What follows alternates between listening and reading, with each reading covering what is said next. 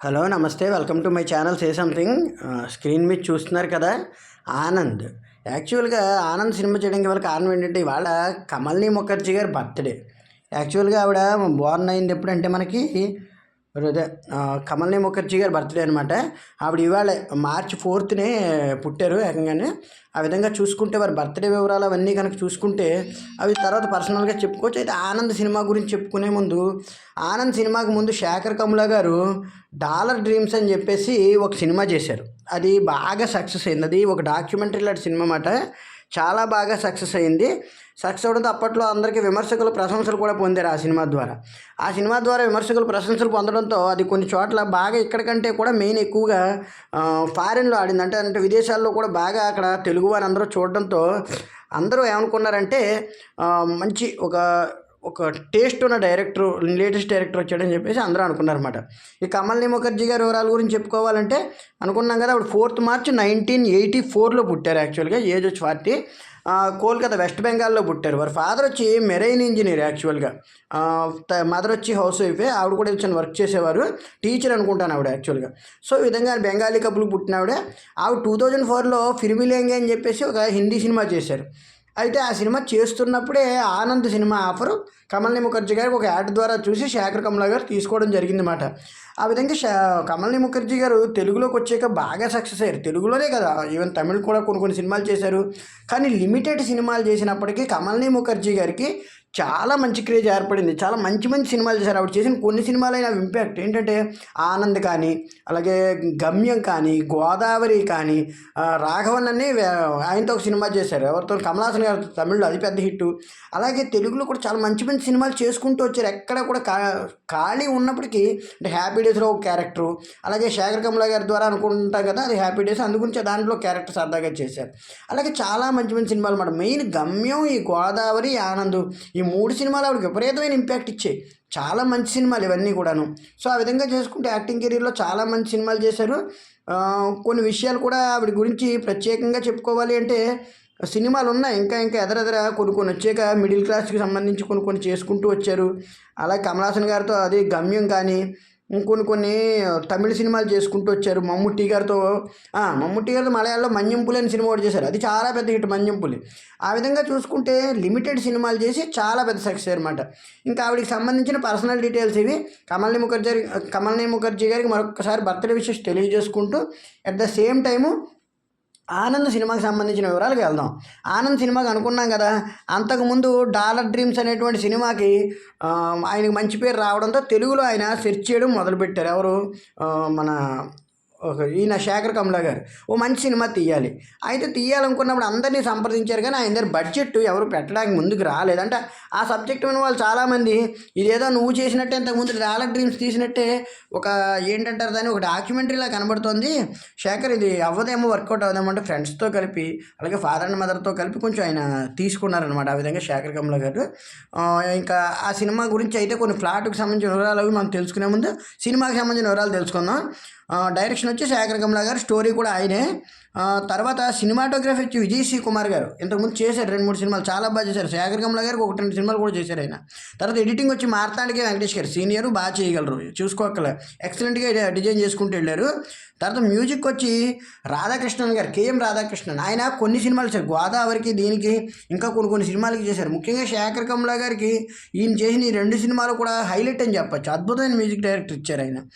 తర్వాత ప్రొడక్షన్ వచ్చి Amigos creations, ఆయనకి సంబంధించిన ఎన్ఎఫ్డిసి అని చెప్పేసి, ఎవరికి, శేఖర్ కమ్లా గారికి సంబంధించిన ఓన్ బ్యానర్ లాంటిది అది. ఇంకా డిస్ట్రిబ్యూషన్ వచ్చేవి కూడా అమీగోస్ క్రియేషన్సే. ఇంకా రిలీజ్ డేట్ వచ్చి 15th October 2004, అక్టోబర్లో రిలీజ్ అయింది. ఇది సినిమాకి సంబంధించిన ప్లాటు. ఇంకా కాస్టింగ్ గురించి చెప్పుకోవాలి అంటే కనుక మనం ఎవరెవరు చాలామంది, మొత్తం రాజా గారు, కమల్ని ముఖర్జీ గారు, తర్వాత ఏమో అనూజ్ గురువారా, అంటే అతని ఫ్రెండ్ ఉంటారు కదా లావుగా, తర్వాత చాలా సినిమాలు చేశారు ఆయన. అనీష్ కురువిల్లా గారు కానీ, సత్యకృష్ణన్ గారు కానీ, అంటే అమ్మాయి ఆవిడ సత్యకృష్ణన్ ఫ్రెండ్ ఉంటారు కదా. తర్వాత ఏమో గోపీచంద్ లగడపాటి గారు కానీ, శేఖర్ కమ్లా గారు కానీ, అలాగే అందులో క్యారెక్టర్లు ఉండొచ్చు. శంకర్ మెల్కోట్ అని కొత్త యాక్టర్లు అయితే మనకి చాలామంది ఉన్నారు. చందన చక్రవర్తి, ఎవరు, ఆవిడ మదరు, ఎవరు మార్వారీలో మాట్లాడుతుంటారు కదా, ఇందులో రాహుల్ అనేవాడి క్యారెక్టర్ ఆవిడ మదర్ అనమాట, చందన చక్రవర్తి అంటారు ఆవిడ విక్రమార్కుడు సినిమాలో కూడా తర్వాత చేశారు. తర్వాత బకీతా ఫ్రాన్సిస్ అని ఒక సమత అని చెప్పేసి ఆనంద్ లిటిల్ ఫ్రెండ్ ఒక అమ్మాయి ఉంటుంది కదా, ఆ అమ్మాయి పేరు బకీతా ఫ్రాన్స్ అనమాట, సమత అమ్మాయి పేరు. ఆ అమ్మాయి ఒకరు ఆ విధంగా చేశారనమాట.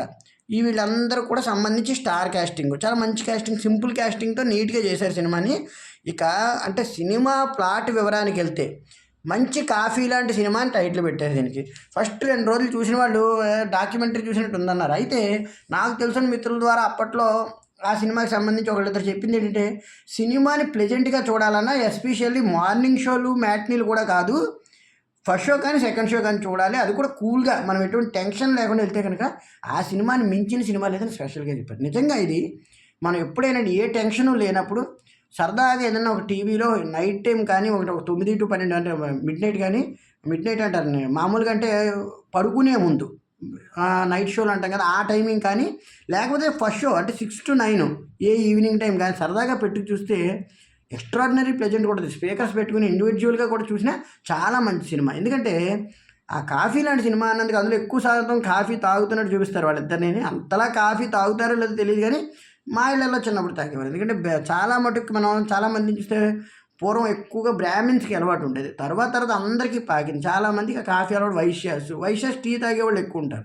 బట్ ఎర్లీ మార్నింగ్ కాఫీ తాగేవాళ్ళు ఎక్కువగా బ్రాహ్మణ్స్ ఉండేవారు, తర్వాత అది అందరికీ పాకి అలాగే అలవాటు ఎక్కువైందనమాట.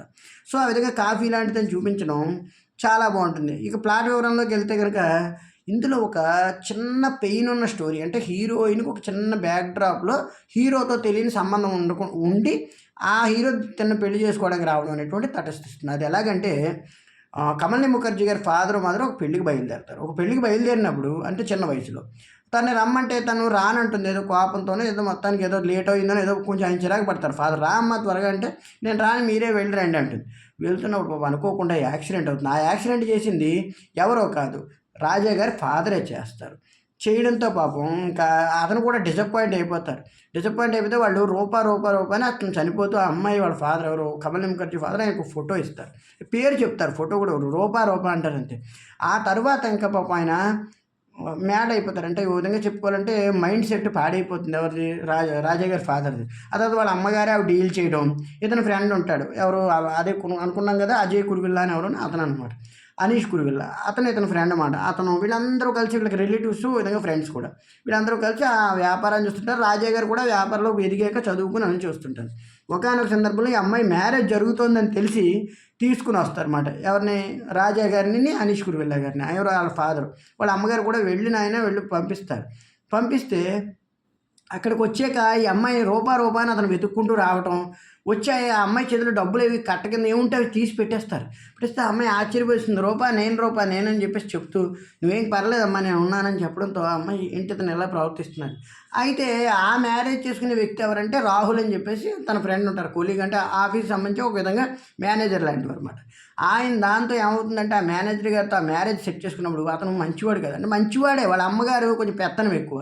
ఆ పెత్తనం ఎక్కువది, అమ్మాయికి ఇండివిజువల్ మైండ్ ఎక్కువ. దాంతో అమ్మాయి ఏం చేస్తుందంటే ఆ మ్యాచ్ని చిన్న ఒక చీర విషయంలో ఇబ్బంది వచ్చి అక్కడ బాగా గొడవ అవుతుంది. ఆ చీర విషయంలో వాళ్ళ అమ్మగారు చీర కట్టుకుంటానన్ను తను ఒప్పుకోకపోవడంతో అది క్యాన్సిల్ అయ్యి పెళ్ళే క్యాన్సిల్ చేసుకుంటుంది. అందరూ తిడతారు, ఈ అమ్మాయిని కొంచెం కోపడినా ఎవరేమనుకున్నా నిర్ణయం తీసేసుకుంటుంది.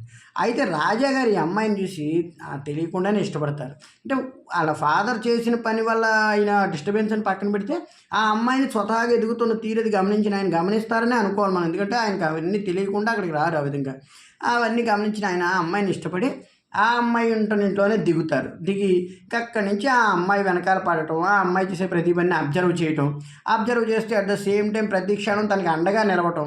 ఒకానొక సందర్భంలో రాహుల్ కంపెనీలోనే ఉద్యోగం సంపాదించడం చాలా కష్టం ఉంటుంది, అటువంటి ఈజీగా సంపాదిస్తారు. ఎందుకంటే ఆయన చాలా ఒక విధంగా చెప్పుకోవాలంటే చాలా పెద్ద కంపెనీకి ఓనర్ కాబట్టి, ఎవరు రాజా గారు కూడా తెలియదు అంతే అక్కడ. అయితే అవన్నీ కూడా నీకు కూడా ఏమన్నా ఫ్లాష్ బ్యాక్లు అవి ఉన్నాయా, ఏదన్నా భాషా సినిమా లాగానే వెటకారం పడుతుంది కూడా ఎవరిని, రాజా గారిని. అయితే అటువంటిది ఏమీ లేదు, మామూలుగా నాకు కూడా నా కాంటాక్ట్లు ఉన్నాయండి ఏదో అని చెప్పేసి చెప్పుకుంటాడు. ఆ తర్వాత మళ్ళీ రాహుల్ 2-3 సార్లు ఈ అమ్మాయిని రకరకాలుగా ఇబ్బంది పడడం. ఒకానొక సందర్భంలో బాగా గొడవ పెట్టి ఆ అమ్మాయిని ఇంకా, అంటే వాళ్ళ అమ్మగారు కూడా కాలం చేస్తారు తర్వాత. ఆ తర్వాత మళ్ళీ అక్కడికి వెళ్ళటం ఈ అమ్మాయిని ఏదోలా లోపరుచుకోవాలంటే ఈ విధంగా సాధించుకోవాలని మళ్ళీ తిరగటం. ఓ రోజు అనుకోకుండా వచ్చి వర్షంలోనే ఈ అమ్మాయి మీద ఎక్కువగా పడబోతే అక్కడ కోపం వచ్చి రాజా గారు కొడతారు. కొట్టి అప్పుడు అంటారన్నమాట, ఆ అమ్మాయి తలుచుకుంటే నేను పనివాడి కింద పెడతానురా, ఎవరనుకుంటున్నావు, నేను కేవలం నీకు తెలిసిన ఆనంద్ మాత్రమే. నా పేరు ఆనంద్ కదా, Anand Singaraju group of industries owner నేను. పిచ్చి పిచ్చి ఆశలు అయితే ఈసారి నుంచి ఇక్కడ నువ్వు కనపడమని చెప్పేసి పంపించేస్తారు అనమాట.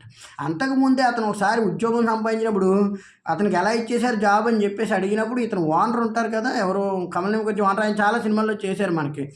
బాగా లాంగ్ కొట్టి నవ్వుతూ ఉంటారు ఆయన, డాక్టర్ లాగా ఆయన అనమాట. ఆయన చెప్తారు, ఏంటి అంత స్పెషలా, ఇలాగ ఉద్యోగం ఇచ్చేసారంటే 200 crores కాంట్రాక్ట్ ఇచ్చారు.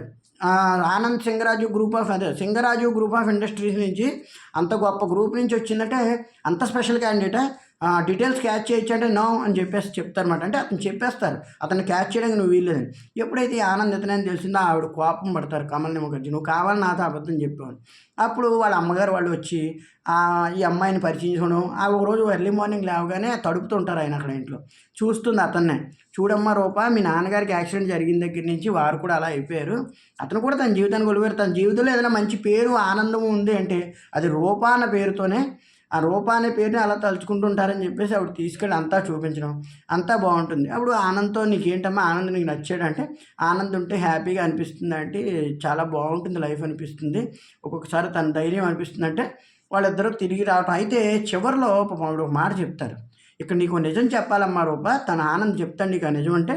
అప్పటిదాకా కమల్ని ముఖర్జీ గారికి తెలియదు, కేవలం ఇతను ఇష్టపడతారు తప్ప. అప్పుడు కూర్చోబెట్టి చెప్తాడు, మీ ఇంట్లో జరిగిన ప్రాబ్లంకి నేనేం తప్పు చెప్పలేను, ఆ యాక్సిడెంట్కి మా నాన్నగారు ఇలాగ అయిపోయారు, కానీ ఈ విషయంలో నేనైతే ఏమి చేయలేను. ఎందుకంటే కానీ పాస్ట్ని తిరిగి తీసుకురాలేను, కానీ ప్రజెంట్లో పడికి నిన్ను బాధ పెట్టదలుచుకోలేదు. అందుకే నీ దగ్గర చేరి నిన్ను అభిమానించానని చెప్పేసి, నిన్ను ఒక మంచి అమ్మాయిగా, ఒక ఇండివిజువల్ మైండ్ ఉన్న అమ్మాయిగా నాకు బాగా ఇష్టమయ్యామని చెప్పేసి అన్ని విధాలు చెప్పడంతో ఒక చోటకి వెళ్ళి అందరూ వెయిట్ చేస్తుంటారు. అంటే పిల్లలు వీళ్ళందరూ కూడా వెయిట్ చేస్తుంటే అక్కడికి కమల్ని ముఖర్జీ గారు వస్తారా అని బాధపడుతుంటే పిల్లలు వాళ్ళందరూ అంటారు, వెనకాల చిన్నపిల్లలు వీళ్ళందరూ, లేదా ఆనంద్ వస్తుంది, తనని ఇష్టపడిందని చెప్పేసి ఆ సత్యాన ఆవిడ వీళ్ళందరూ కూడా అనేటప్పటికి పరిగెట్టుకుని వస్తారన్నమాట. ఆవిడ కమల్ని ముఖర్జీ పరిగెట్టుకు రావడం, ఆనంద్ గారితో అంటే రాజా గారిని కలవటం, అదంతా ఆనందంగా ముగుస్తుంది. ఆనంద్ సినిమా ఆనందంగా ముగుస్తుంది. ఇది ప్లాటు, సింపుల్ ప్లాటు, నీట్గా తీసుకెళ్లారు సినిమాని.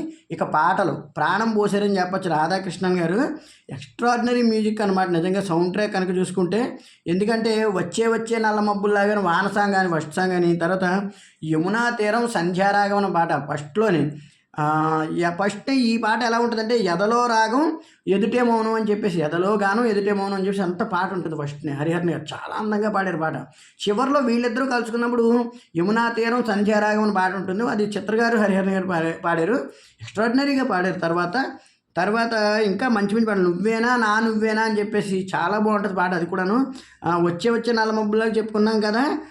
తర్వాత ఏమో Charumathi I love you, Chandramukhi I love you అని ఆయన ఇంకో ఆయన పాడారు. ఆ పాట లక్కీ అలీ గారు పాడారు. లక్కీ అలీ గారు చాలా బాగా పాడేవారు అప్పుడు ఆ పాటలో. తర్వాత ఇంకో పాట ఉందంటే బిట్ సాంగ్లో ఉంటుంది, తెలిసి అని చెప్పేసి. బట్ ఎదలో రాగం ఎదుటే మౌనం అన్న పాట ఫస్ట్నే హరిహరన్ గారు పాడిన పాట, కానీ తర్వాత చిత్రగారు ఆయన పాడిన పాట యమునా తీరం కానీ ఎక్స్ట్రాడినరీ సాంగ్స్ అని చెప్పొచ్చు. సాంగ్స్ వింటుంటే హాయిగా అనిపిస్తుంది. నిజంగా మంచి కాఫీ లాంటి సినిమా, నిజంగా మంచి మ్యూజికల్ సెన్స్ ఉన్న సినిమా అని క్లియర్గా చెప్పచ్చు. ఎవ్వరు చూసినా హ్యాపీగా ఫీల్ అవ్వచ్చు. పెద్ద తరానికి నచ్చకపోవచ్చు, కానీ ఒక వారధిగా ఒక తరానికి మటుకు ఈ సినిమా హ్యాపీయెస్ట్ పిక్చర్ అనమాట.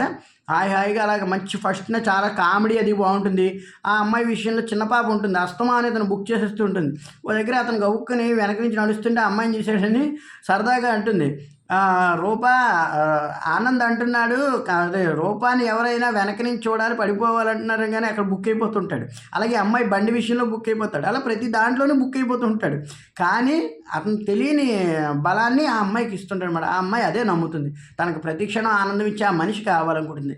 అంటే ఒక ఇండివిజువల్ మైండ్ ఉన్న అమ్మాయిలకి ఎలా ఉండాలి ఒక భర్త అనేటువంటి దాన్ని దీంట్లో కూడా చాలా బాగా తెలియజెప్పారు. అంటే రానున్న తరానికి ఒక భర్త ఎలా ఉండాలి, ఒక భార్య ఎలా ఉండాలి, మానసిక పరిస్థితులు ఎలా ఉన్నాయి ఈ రోజున అని చెప్పేసి అర్థం చేసుకునే విధంగా కూడా చాలా బాగా తీసుకెళ్లారు శేఖర్ కమ్ల గారి సినిమాని. ఎక్కడ సినిమా డిస్టర్బెన్స్ ఉండదు. అలాగే కమల్ని ముఖర్జీ గారికి మరొకసారి జన్మదిన శుభాకాంక్షలు తెలియజేస్తున్నాను. ఎందుకంటే బెటర్ యాక్ట్రెస్, మంచి క్యారెక్టర్ పడితే ఆవిడ చాలా బాగా చేసిన సినిమా ఉన్నాయి. జల్సా సినిమా చేశారు పవన్ కళ్యాణ్ గారితో. తర్వాత చాలా సినిమాలు చెప్పుకున్నాం కదా, మంచి సినిమాలు. గోదావరిలో కూడా ఆవిడ క్యారెక్టర్ చాలా బాగుంటుంది, సీత క్యారెక్టర్ ఇందులో కూడా చాలా బాగుంటుంది. ఆవిడ ఎక్కడికక్కడ ప్రెజెన్స్ నిజంగా ఈ ఆనంద్ సినిమా కమల్ని ముఖర్జీ గారిని మెయిన్ ఎసెట్ అని చెప్పచ్చు. ఆవిడ ఎర్లీ మార్నింగ్ లేచా కాఫీ తాగడం, లూజ్ హెయిర్తో శారీసు అవన్నీ కూడా చాలా అందంగా ఉంటాయి. నిజంగా పిక్చరైజేషన్ కూడా హాయిగా చిన్న సౌండ్తో రాధాకృష్ణన్ గారు అలాగే తీసుకెళ్ళారు అనమాట. ఆ వెనకాల గ్యాంగ్ ఉంటుంది, ఓ దగ్గర సరదాగా మళ్ళీ ఫన్ ట్రాక్ ఉంటుంది. వీళ్ళు క్రికెట్ ఆడుతుంటే అక్కడ అందరినీ కొట్టుకుంటూ అవి జరుగుతుంటే ఇతను వెళ్ళి అక్కడ ఒక గౌతమ్ అని వాళ్ళ ఫ్రెండ్ ఉంటాడు, అతనితో క్లియర్ చేయిస్తాడు. క్లియర్ చేస్తే ఇతను సామాన్లు బయట పెట్టరు, వీళ్ళు లోపల పెట్టరు తీసుకొచ్చుకున్నా. కానీ ఆ తర్వాత వాళ్ళందరూ వచ్చి హెల్ప్ చేసి ఫ్రెండ్స్ అవుతారన్నమాట.